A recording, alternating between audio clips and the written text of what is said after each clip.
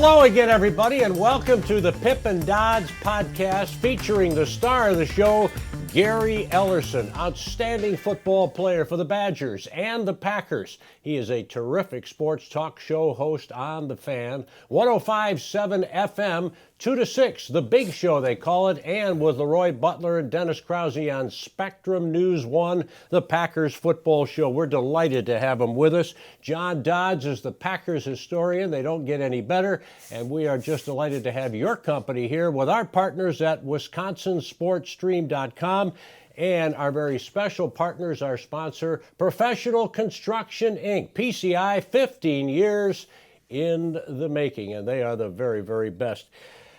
Gary, let's first of all, we're going to get into San Francisco in another podcast. Big game, obviously, 9-1, 8-2 Packs Sunday night. But Packers 8-2, we talked about this last time, kind of perplexing. How in the world did they get here? As you break it down, position by position, what stands out to you, which particular group most, and how do you feel that they're doing? Well, I think for the Green Bay Packers, it's really been about the running backs, right? I mean, I think if you look at Aaron Jones, Jamal Williams, under Mike McCarthy, those guys last year, they really weren't a part of the offense. And I think if you look at how those guys are doing right now, it's been absolutely amazing. I mean, Aaron Jones, at one point, everybody thought he was the MVP candidate of the NFL. Yeah. So that's really big, high praise from a guy that didn't have much of a role. Now, here's a guy that's been hurt a lot over the last couple of years. And this year, I think you look at Matt LaFleur's offense, they're limiting his touches so he can remain fresh. I mean, he's not a big guy, but he's another guy that you can split out, you can throw him some slip screens, you can get him outside, and they can take advantage of his receiving abilities. And I think, surprisingly, Jamal Williams is a guy that came out of BYU where they threw the ball a lot, but I didn't think a lot of people knew that he could catch the ball as well as he does. He can catch the ball, but also he's a great blocker out of the backfield. You can also put him at fullback and halfback. On certain occasions, you've seen Jamal Williams be a lead blocker for Aaron Jones on certain blocker, plays. Huh? Yes, he is. Yeah, that's a great point, Gary, and a super tandem. Jones double digits in touchdowns, and they make use of the fullback, John. So that group is certainly, I'm glad you led off with that because they have been phenomenal in this Matt LaFleur offense, taking advantage of their gifts.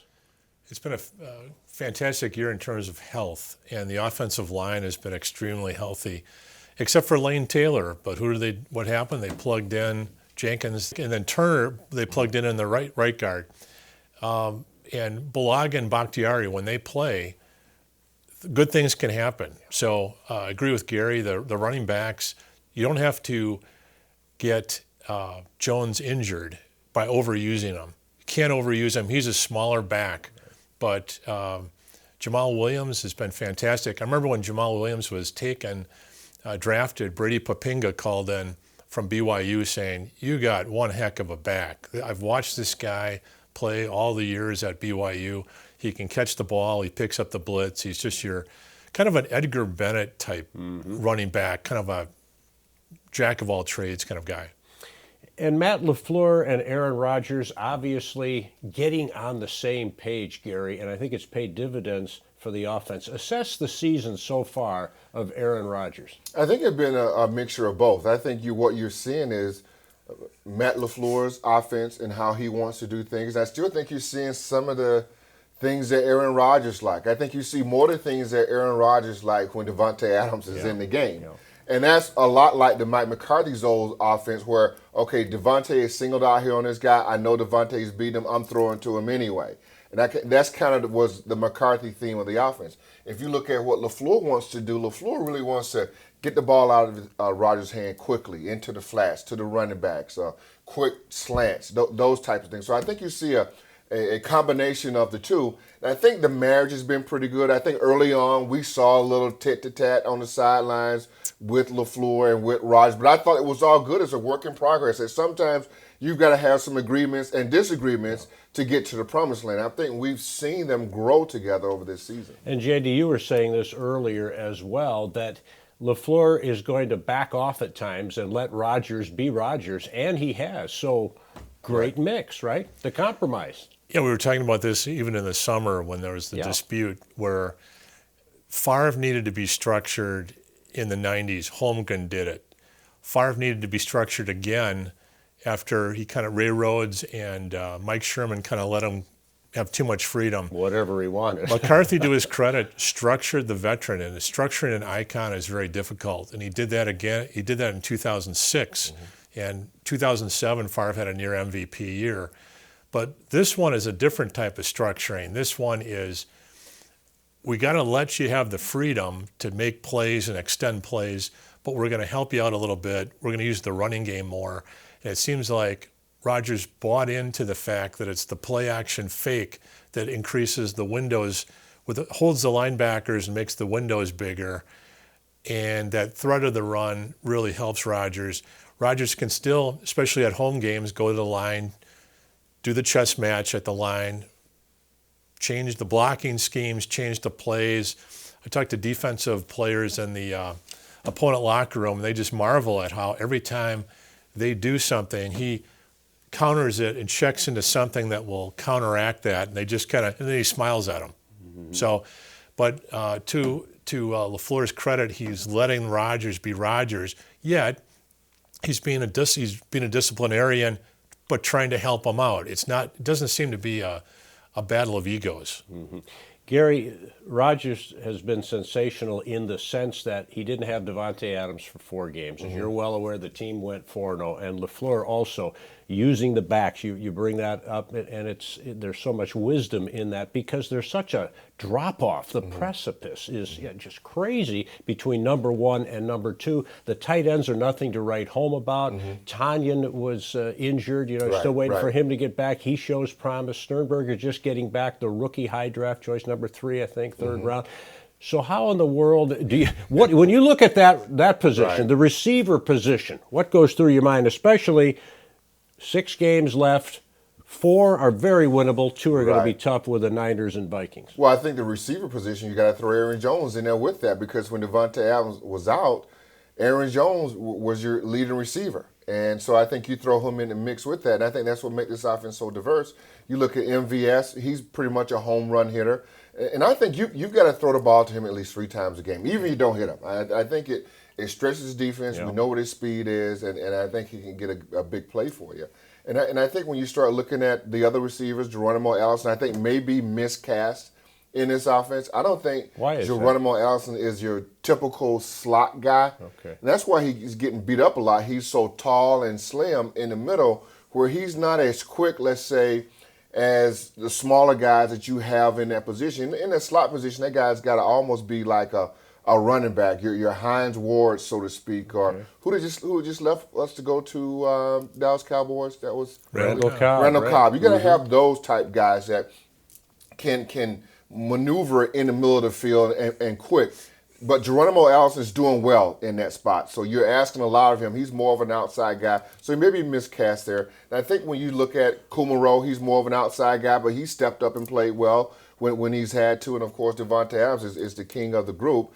And he's a guy that really is a top 5 receiver in the NFL. When he's right, toes not hurting him, he's the best in the business. You talk about their tight ends, yes. I think Jimmy Graham, to me, had his moments. Well, the second half, I think you may see a little bit more of Jimmy Graham. Right before we went on a break, he caught a couple passes down the seam.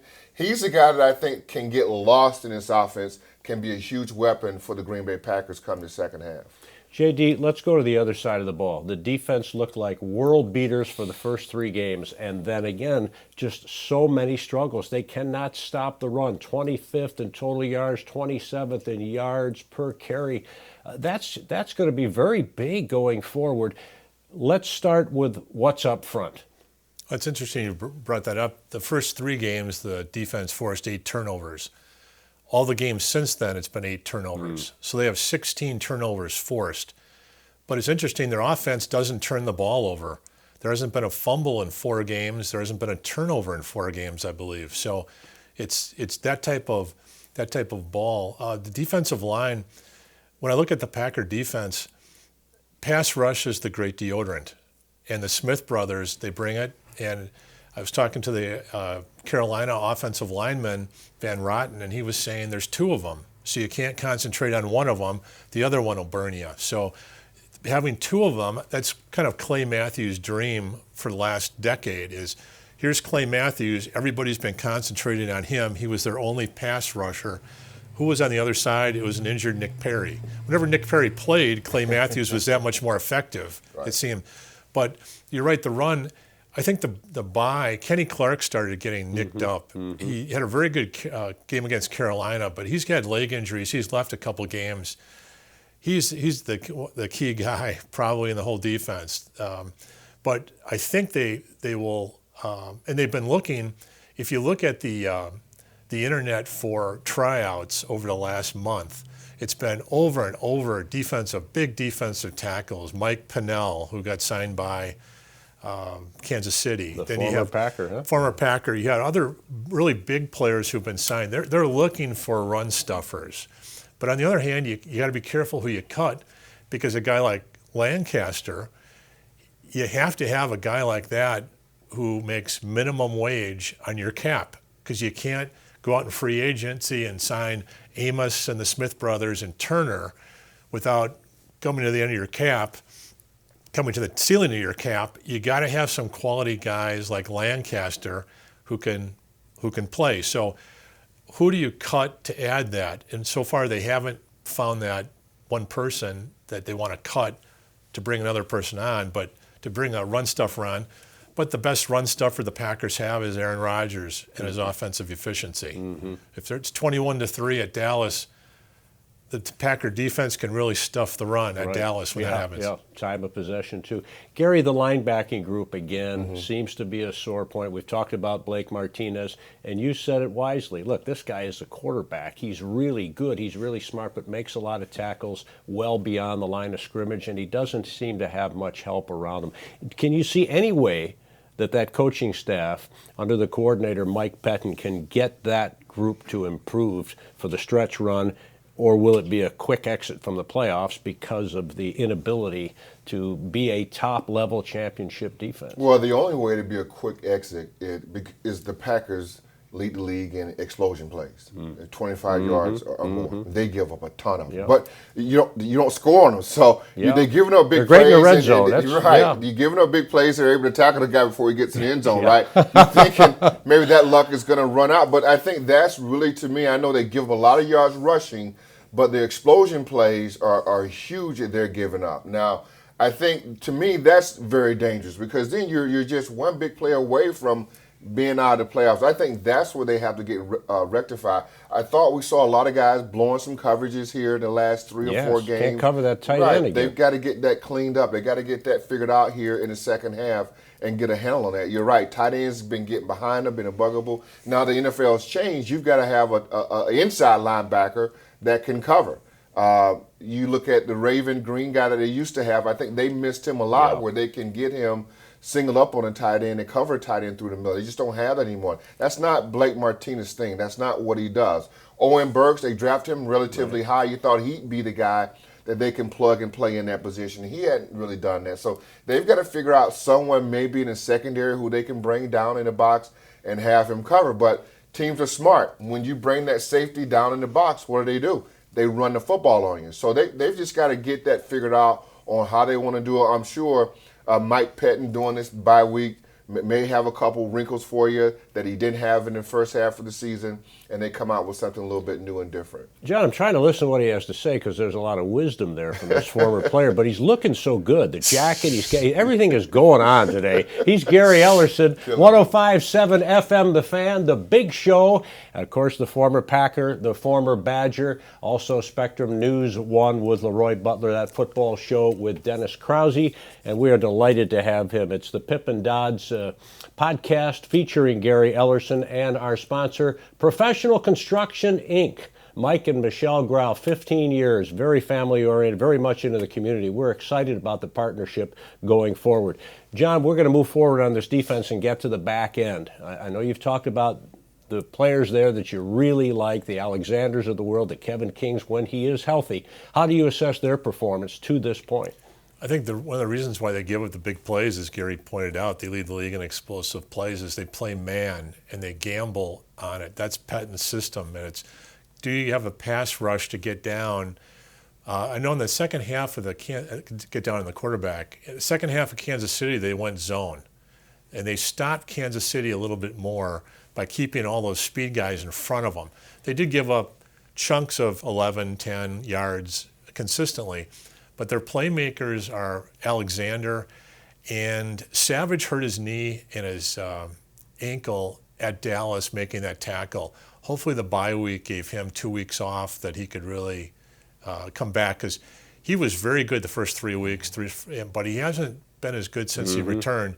But as you mentioned, I remember Gary a couple of years ago when Devontae Adams had that ankle injury, he said, you mentioned a young player dealing with an injury is always tough. It takes a couple of years for them to deal with it. You figure out how to play hurt, and that's really tough to do. How do you do that? Besides heavy pain tolerance, I mean. Well, right. You just got to put it out of your mind and just try to go. It's very difficult. I mean, football is hard to play. I mean, if you really haven't figured it out yet. But then, how can you almost be at your peak and play well with that kind of injury? And a lot of the best guys, right? They're able to do it. Your Hall of Famers, those guys, they're able to compartmentalize something and put it somewhere within their body and go and play at a high level. And it takes you a while to get used to it. In college, you really don't have to. You got a lot of guys. You got over 100 guys in college. Everybody's going to play. But in the NFL, it's you, and you got to figure out how to play with that pain and play at a high level. A star for you, somebody maybe unexpected who stepped up, somebody you're really pleased with. Obviously, Aaron Jones stands out, and he'd be a good choice. But anybody else? Well, I think, for the second half, I think maybe the guy to look forward to, maybe the Sternberger guy. I mean, I think when you look at Jace, they brought him out. He played a lot, right?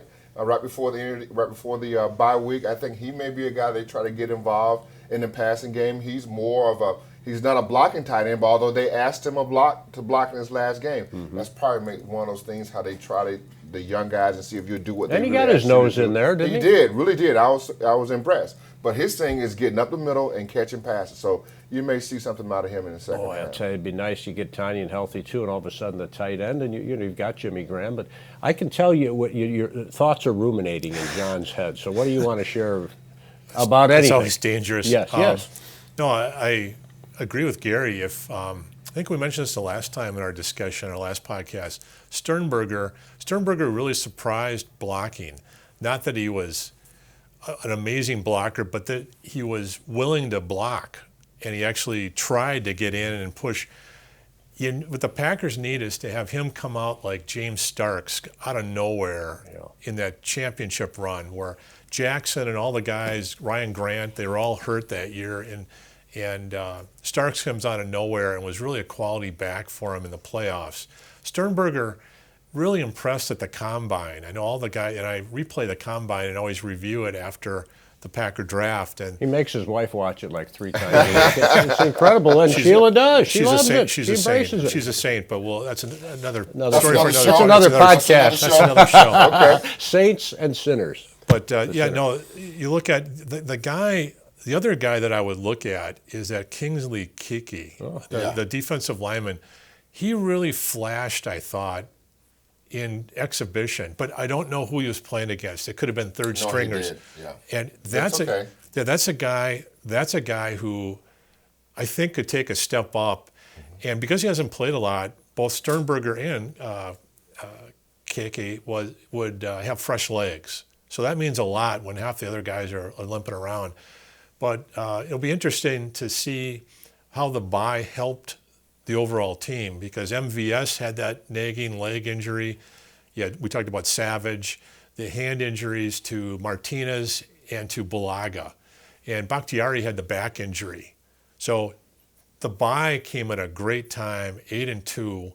And you look at the rest of the year, we're talking about the 49er game, but the Packers have the easiest schedule out of all the major teams.